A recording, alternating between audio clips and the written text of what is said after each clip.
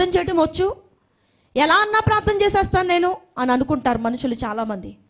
లేదు ప్రియమైన దేవుని బిడ్డలారా, దేవుని ఆత్మచేత నడిపించబడే ప్రార్థన వినండి జాగ్రత్తగా. ఆ అవసరాలు దేవుడే మన నోట చెప్పిస్తారు. ఖచ్చితంగా అవసరాన్ని దేవుడే తీరుస్తారు. నా చిన్న అనుభవంలో నేను చెప్తున్నాను. ఒక మనిషి దేవుని ఆత్మచేత నడిపించబడి ప్రార్థన చేసినప్పుడు మనకు తెలియకుండానే, ఒకవేళ మనకి తెలిసిన అవసరత ఉందని, ఆ అవసరతలను ప్రభువే మన ప్రార్థనలో నడిపిస్తారో, అడిగిస్తారో, వెంటనే కొద్ది కాలానికి దాన్ని నెరవేర్చుతారు కూడా. అది ఆత్మీయంగా అయిన అవనివ్వండి, శారీరకంగా అయిన అవనివ్వండి. ఆత్మ సంబంధమైన అవసరాలు కొన్ని ఉంటాయి. ప్రభా నన్ను పరిశుద్ధురాలిగా మార్చండి, నన్ను వాడుకోనండి, నన్ను అలా చేయండి, నన్ను ఇలా చేయండి, నాతో మాట్లాడండి, నాకు వాగ్దానం చేయండి. ఇలా ఆత్మ సంబంధమైన అవసరాలు కొన్ని ఉంటాయి, శరీర సంబంధమైన అవసరాలు కొన్ని ఉంటాయి. ప్రభా నాకు అది ఇవ్వండి, ఇది ఇక్కడ నాకు ప్రాబ్లం ఉంది, ఇది ఉంది. వాటన్నిటినీ దేవుడే తీర్చుతారు. అందుకని ఈరోజు మొదలుకొని నేను ప్రార్థించినప్పుడు ఎవరి ఆత్మలో చేయాలి? దేవుని ఆత్మ వశం మనం అయిపోయి అప్పుడు ప్రార్థన చేయాలి. మొట్టమొదటిగా మనం ప్రభువుని అడగాలి, ప్రభా ఇదిగో మీ ఆత్మలో నన్ను నడిపించండి, మీ ఆత్మలో నన్ను నడిపించండి. మన ప్రార్థన ఇలాగుండాలి, మీ ఆత్మలో నన్ను నడిపించండి. నా అంతటి నేను చేసే ప్రార్థన కాదు. మనం చేసే ప్రార్థన 2 గంటల సేపు చేసినా దానివల్ల మనకి సాటిస్ఫాక్షన్ ఉండదు. మీరు ప్రార్థన ముగించిన తర్వాత, ఆమెన్ చెప్పిన తర్వాత మీకు సాటిస్ఫాక్షన్ ఉండదు. ఎందుకంటే మీరు దేవుని ఆత్మను పక్కన పెట్టి చేశారు ఆ ప్రార్థన. దేవుని ఆత్మలో చేసిన ప్రార్థన 2 నిమిషాలు చేసినా దాని ప్రభావం మరొక రకంగా ఉంటుంది. బైబిల్ గ్రంథంలో ఉన్న భక్తులు ఎన్ని గంటల సేపు ప్రార్థన చేసి ఎర్ర సముద్రాన్ని పాయలు చేశారు, ఎన్ని గంటలు ప్రార్థన చేసి ఎరుకో గోడలు కూల్చారు, ఎన్ని గంటలు ప్రార్థన చేసి బలి పశువును వధించి కందకాన్ని చుట్టూ తవ్వించి ఆ అగ్నిని ఆకాశం నుండి దింపారు.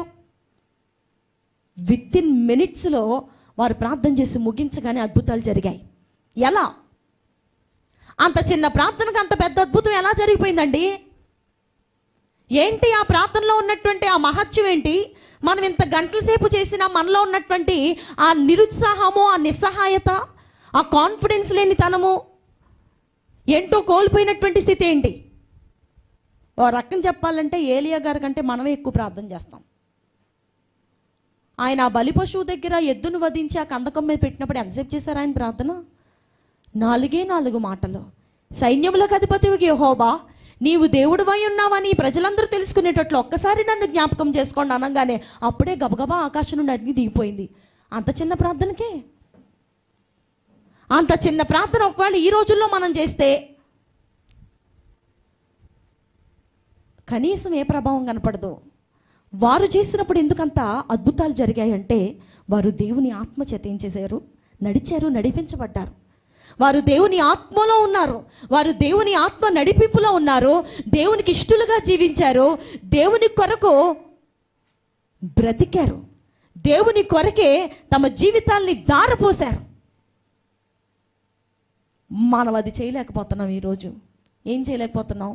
దేవుని కొరకు బ్రతకలేకపోతున్నాం, దేవుని కొరకు కొన్నిటిని వదలలేకపోతున్నాం, దేవుని కొరకు కొన్నిటిని సంపాదించలేకపోతున్నాం, దేవుని కొరకు జీవించలేకపోతున్నాం, దేవుణ్ణే ప్రామాణికంగా పెట్టుకుని బ్రతకలేకపోతున్నాం.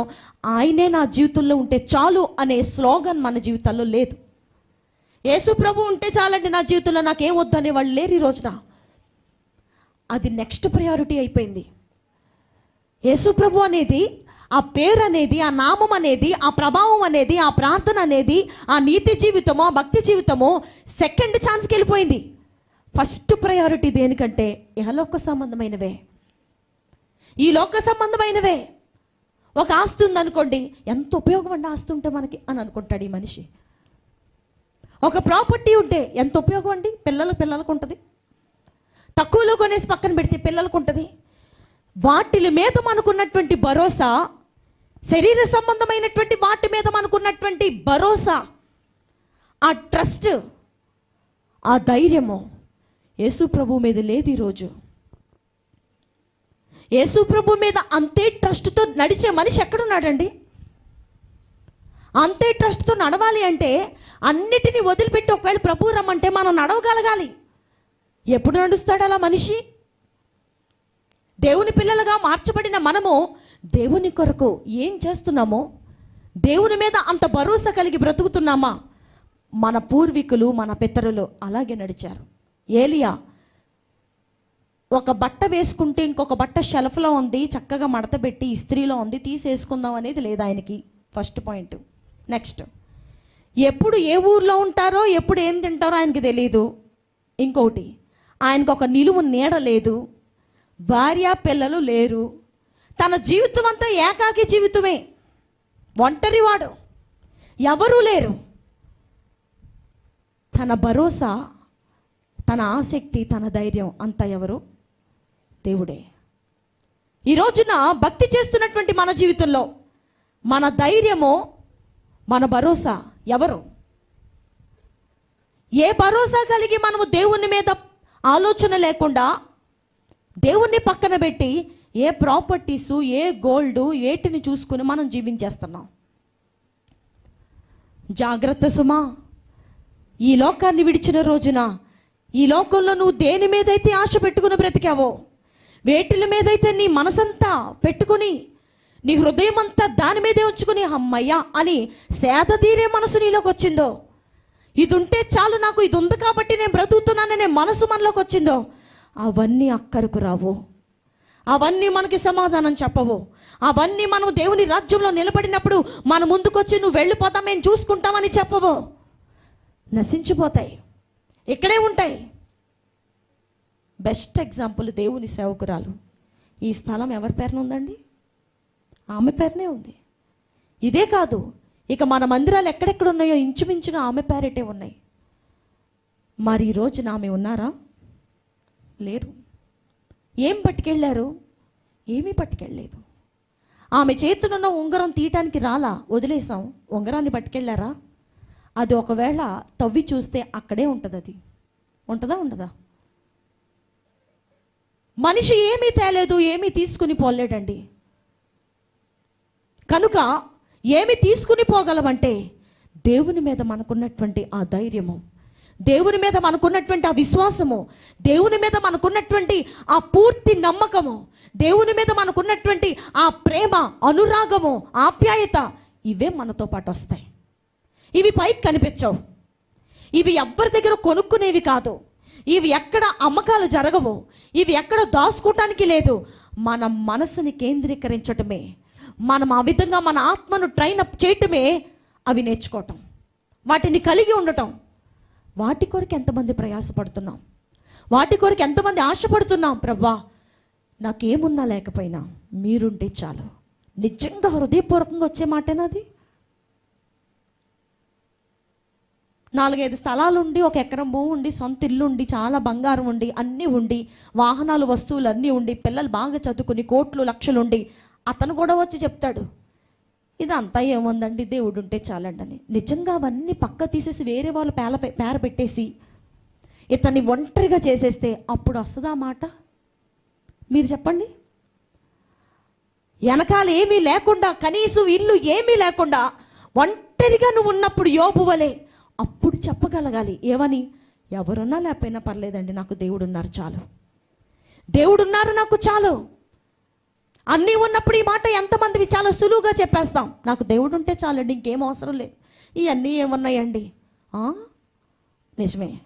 అవన్నీ ఒకవేళ తీసేస్తే, అవన్నీ ఒకవేళ దేవుడు కొంత సమయము, కొంతకాలము పక్కకు జరిపేస్తే, అప్పుడు నీ నోట్లో నుండి, మన నోట్లో నుండి ఆ మాట రెండింతలుగా చెప్పగలిగినప్పుడే నిజమైనటువంటి దేవుని మీద మనకున్న విశ్వాసం బయలుపడుతుంది.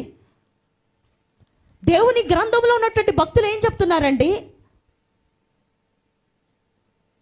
శాలలో పశువులు ఉండాలి మా శాలలో, కానీ అన్నీ వెళ్ళిపోయినాయి.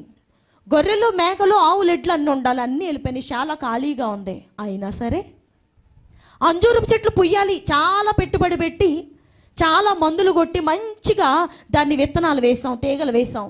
కొద్ది కాలమైన తర్వాత అంజూరపు పళ్ళు రావాలి, రాలా, ఒక్కటి కూడా కాయలా. అయినా సరే ద్రాక్ష తోటకు చాలా నేను బురుజులు కట్టించి, తొట్టిని కట్టించి, రకరకాలుగా దాన్ని పాదులు త్రవ్వి ఎంతో మంచిగా దాన్ని చేశాను. ద్రాక్ష చెట్లు కూడా ఏమవ్వాలి? ఫలించాలి. ఫలించలా. అయినా సరే నేను యెహోవా యందు ఏం చేస్తాను? చెప్పాలందరూ. నేను యెహోవా యందు ఏం చేస్తాను? ఆనందిస్తాను. నా జీవితంలో కూడా ఈ మాటే బయటికి వచ్చేలాగా మనం భక్తి చేయాలి. ఏంటది?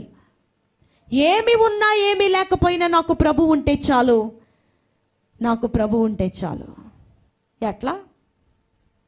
రోడ్డును పడిపోయాము, ప్రభు ఉంటే చాలంటే ఇప్పుడు యేసుప్రభు వారు గబగబా మన చేయి పట్టుకుని తీసుకెళ్ళి ఒక ఇంట్లో కూర్చోబెడతారా మనల్ని? లేకపోతే సాయంత్రానికి ప్యాకింగ్లు పార్సిల్లు పంపిస్తారా భోజనం? ఎలా చెప్తామండి మనం యేసుప్రభు ఉంటే చాలని? ఏం అమాయకమైన మాట అది. భక్తులు ఆ అమాయకమైన మాట చెప్పే పరిశుద్ధ గ్రంథంలోనికి ఎక్కేశారు. భక్తులు ఆ అమాయకమైన మాట చెప్పే ఆ గుడ్డి నమ్మకంతో మన దృష్టిలో చేదరించబడినటువంటి ఆ మాట చెప్పే ఈ రోజున పరలోక రాజ్యంలో ఉన్నతమైన స్థానంలో వారు తొలతూగుతున్నారు. నీవు నేను ఆ మాట చెప్పలేకపోతున్నావు. నీవు నేను అలాంటి విశ్వాసాన్ని కలిగి ఉండడం లేదు.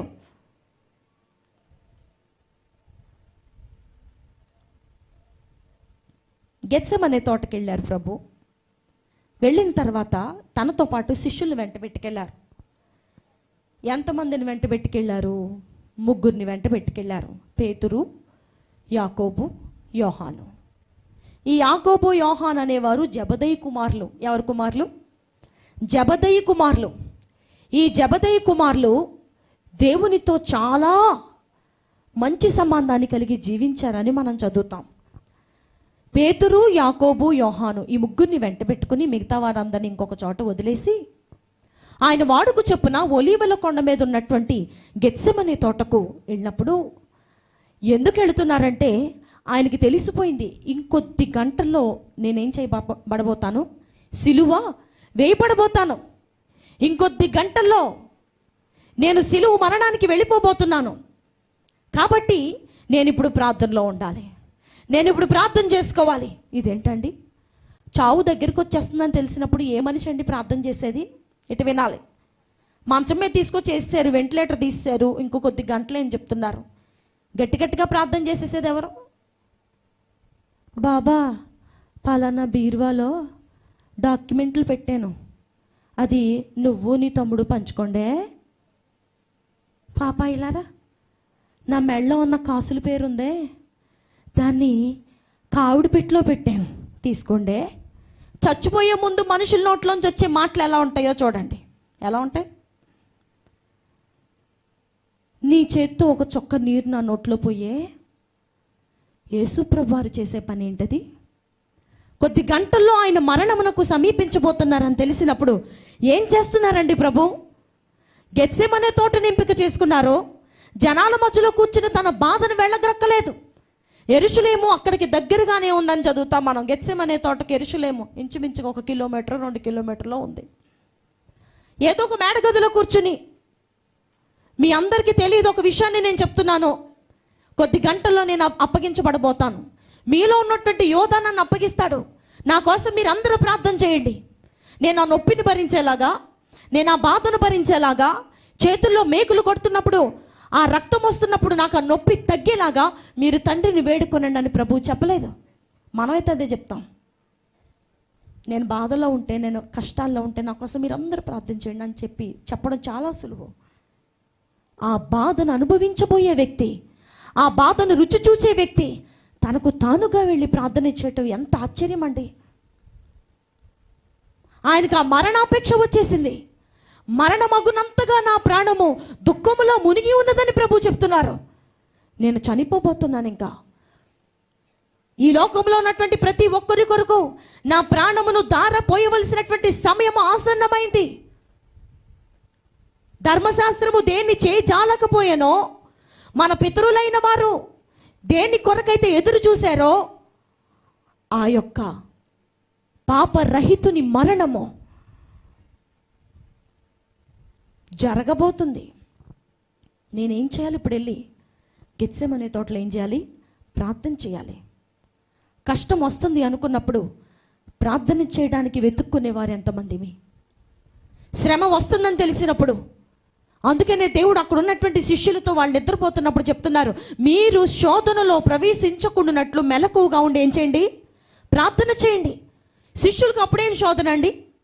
శోధన అనుభవించేది ప్రభువారు. బందిపోటు దొంగలు అందరూ వచ్చి పట్టుకునేది యేసు ప్రభు అని శిష్యులు ఏం పట్టుకోరు. వాళ్ళు పారిపోతారు. కానీ మీరు శోధనలో ప్రవేశించకుండా ఉండాలి అంటే మెలకువగా ఉండి ప్రార్థన చేయాలి. 2 మాటలు చెప్పారు అక్కడ. మెలకువగా ఉండాలి, ప్రార్థన చేయాలి. మనకి డిసెంబర్ 31 నూతన సంవత్సరపు ఆరాధనలో ప్రవేశించబోయే ముందు 12 గంటల వరకు ఉంటాం. దాన్నే మనం ఏమని చెప్పుకుంటాం? All night prayer. ఏమంటాం? ఆల్ నైట్ ప్రేయర్ అంటే ఏంటి? రాత్రంతా ప్రార్థన. రాత్రంతా అంటే ఇంచుమించుగా ఉదయం 5:30, 6 గంటల వరకు రాత్రే అంటాం. కాబట్టే మనం పడుకుంటాం కదా. నిద్రపోయేటప్పుడు మాత్రం టైం రాత్రంతా ఎప్పుడు? 5ంటికి కూడా లేచి ఇంకా చాలా చీకటిగా ఉంది పడుకో. నిద్రపోయేటప్పుడు మాత్రం ఆ టైం రాత్రి. కానీ ప్రార్థన చేయాల్సి వచ్చేటప్పటికి 12ంటికి నెక్స్ట్ డే స్టార్ట్ అయిపోద్ది కదండి. 12ంటికి నెక్స్ట్ డే. సో 12 లోపులోనే ఆల్ నైట్ ప్రేయర్. ఆ ఆల్ నైట్ ప్రేయర్లో మన తిప్పలు చూడాలి. ఇంకా కొన్ని మందిరాల్లో అయితే టీలు సప్లై. దేనికి? నిద్రపోకుండా ఉండడానికి. విశ్వాసులైన వారు నిద్రపోకుండా ఉండు నిమిత్తమై ఫ్లాస్కోలో టీ రెడీగా ఉంది, అందరూ ఏం చేయండి? వెళ్ళి తాగండి. యేసుప్రభు వారు కొన్ని రాత్రులు కాదు, ఇంచుమించుగా ప్రతి రాత్రి ఆయన ప్రార్థనలో గడిపారు. పగలంతా వాక్యాన్ని బోధించేవారు, రాత్రంతా ప్రార్థనలో ఉండేవారు. మనం ఆదివారం ఆరాధనలోనూ నిద్రపోతాం, ఆల్ నైట్ ప్రేయర్లోనూ నిద్రపోతాం, ఏ నైట్ ప్రేయర్ అయినా నిద్రపోతాం. మీరు శోధనలో ప్రవేశించకుండా ఉండాలి అంటే మెలకువగా ఉండి ప్రార్థన చేయండి అన్నారా? మీరు శోధనలో ప్రవేశించకుండా ఉండాలంటే జస్ట్ ప్రార్థన చేసుకోండి సరిపోద్ది అన్నారా? మెలకువగా ఉండడం అనేది చాలా ఆవశ్యకము. మెలకువ, మేల్కొని ఉండటం, నిద్ర మానుకొని ఉండడం, నిద్ర ఆపుకొని ప్రార్థన చేయటం, నిద్రను తగ్గించుకొని ప్రార్థన చేయటం ఈ రోజుల్లో సాధ్యమవుతుందా? అమ్మో 12 తర్వాత చాలా నిద్ర వచ్చేస్తుండ. కొంతమందికి అయితే అసలు 8ంటికి నిద్ర వచ్చేస్తుంది రాత్రి. బుధవారం శనివారం ప్రార్థనలో 9ంటికి వాళ్ళ స్లీప్ టైం ఇక్కడ స్టార్ట్ అయిపోద్ది.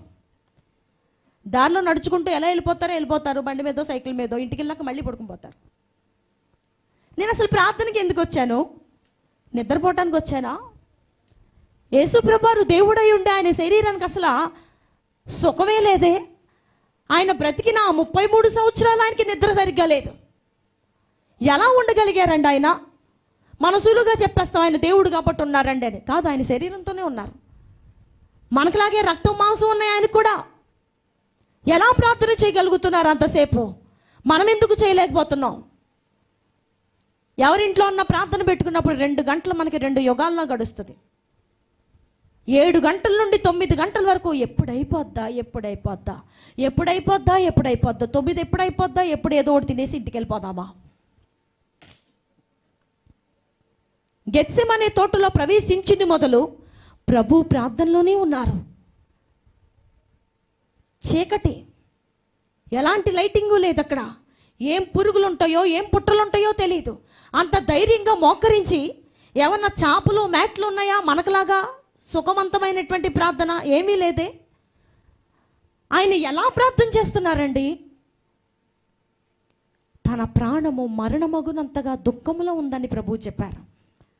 చచ్చిపోబోయే ముందు మనుషులు ఈ రోజున ఏం మాట్లాడతారు, ఏం కోరుకుంటారు? ఇంకొంతకాలానికి నేను చచ్చిపోతానని తెలిసిన మనము ప్రార్థనలో ఏం కోరుకుంటున్నాము? మన ఆత్మను ఎలా బలపరుచుకుంటున్నాం ప్రభువులో? మరణమగునంతగా దుఃఖములో మునిగి ఉండే ప్రార్థన మనం నేర్చుకోగలుగుతున్నామా? దుఃఖముతో కూడినటువంటి ప్రార్థన నేర్చుకోగలుగుతున్నామా? ఆయన దేవుడై ఉండి దుఃఖపడి ప్రార్థన చేశారండి. మనం చెప్పుకోవాల్సినటువంటి ఆశ్చర్యమైన విషయం ఏమిటంటే, being the creator, being God, ఆయన దేవుడై ఉండి, ఆయన సమస్తమును సృష్టించిన సృష్టికర్త అయ్యుండి, సమస్తం ఆయన చేతిలో ఉండి కూడా కన్నీటితో ప్రార్థన చేశారు ప్రభు. పురుషులకు కన్నీరు రాదు, స్త్రీలే ఏడుస్తారని కొన్ని సంఘాల్లో చెప్తారు, కొంతమంది అంటారు. యేసు ప్రభు అప్పుడు ఎలా ఉన్నారు? పురుషుడుగానే ఉన్నారు. ఆయన మరణమగునంతగా దుఃఖములో ప్రార్థన చేస్తున్నారు. ఎవరు దుఃఖపడి ప్రార్థన చేయగలుగుతారు? ఎవరైతే నీట్గా తయారై కూర్చుంటారో వాళ్ళు దుఃఖపడి ప్రార్థన చేస్తారా? యేసుప్రభు వారు గెత్సెమనే తోటలో నేలను మోకరించి ఏం చేస్తున్నారు? ఆయన నేలను మోకరించి నేల మీద పడి ఆయన ప్రార్థన చేస్తున్నారు. దుఃఖపడి ప్రార్థన చేస్తున్నారు. ఆయన ఇంకా మాట్లాడతారు,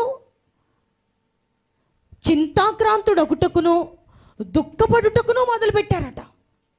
శిష్యులను తీసుకెళ్ళిన తర్వాత, అబ్బాయి మీరు ఇక్కడుండి ప్రార్థన చేయండి, మెలకుగా ఉండి ప్రార్థన చేయండి, నిద్రపోకండి అని చెప్పి రాయి వేత దూరం, అంటే ఒక రాయి ఇసిరితే ఎంత దూరం ఉంటుందో అంత దూరానికి ఆయన వెళ్ళి మోకరించి ప్రార్థన చేస్తున్నారు. ప్రార్థన చేస్తూ ఆయన ఎలా స్టార్ట్ అయ్యారు అంటే దుఃఖపడుటకును చింతాక్రాంతుడగుటకును మొదలుపెట్టారు. తండ్రి అయినటువంటి దేవుడు కుమారునిగా దిగివచ్చి శరీరాన్ని దాల్చుకున్నటువంటి ఆ దైవము దేవుడు, ఒక రకంగా చెప్పాలంటే సృష్టి ఆయన, వాక్యం ఆయన, ప్రార్థనే ఆయన, విశ్వాసం ఆయన, మహిమ ఆయన. అంత గొప్ప దేవుడై ఉండి శరీరముతో ఉన్నారని ఆయన ఏం చేస్తున్నారండి, తన శరీరమునకు వచ్చే ఆ మరణమును గుర్తు చేసుకుని దుఃఖపడుతూ, అయ్యా తండ్రి, ఈ గిన్నె, ఈ మరణమనే ఈ గిన్నె సాధ్యమైతే నా దగ్గర నుండి ఏం చేయండి, తొలగించేయండి.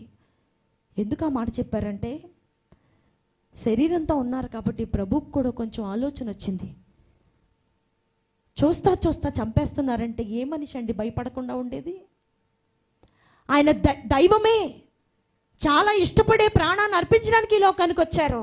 అందుకోసమే వచ్చారు, అందుకోసమే పుట్టారు, అందుకోసమే నిర్ణయాన్ని తీసుకున్నారు మనందరికీ దేవుని రాజ్యం ఇవ్వటానికే. కానీ ఒక్క టైంలో ఆయనకు కూడా అనిపించింది, ప్రభా మీ చిత్తం అయితే ఈ మరణం అనే ఈ యొక్క గిన్నెను నా దగ్గర నుంచి ఏం చేయండి, మీకు ఇష్టమైతే తొలగించేయండి.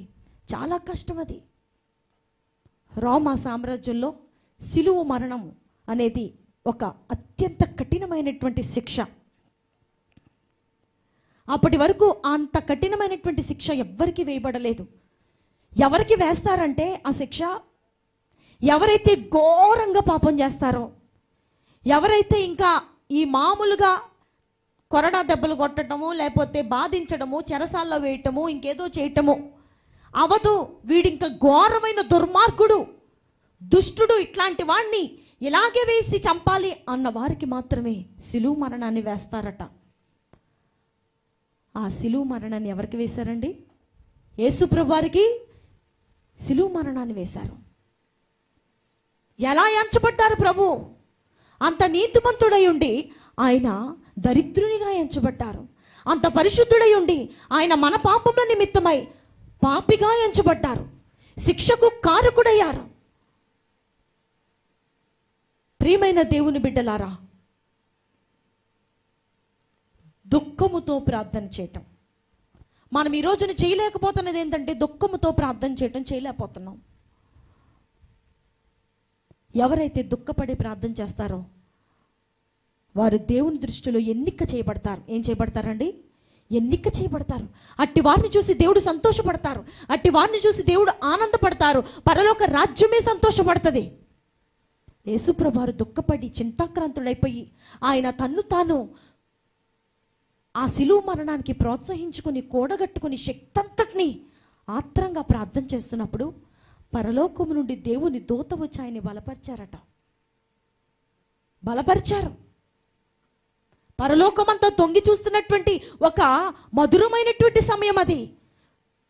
లోక పాపమిష్యమై, లోకంలో మనిషి చేస్తున్నటువంటి పాపముల కొరకై మరణించడానికి మా దైవము, నన్ను సృజించిన దైవము, కెరూబునైన నన్ను సృజించిన దైవము, శరాపునైన నన్ను సృజించిన దైవము, 4 జీవులుగా మమ్మల్ని సృజించిన ఆ దైవము మనిషి రూపము ధరించి భూమి మీద కాసేపట్లో ఏమైపోతున్నారు?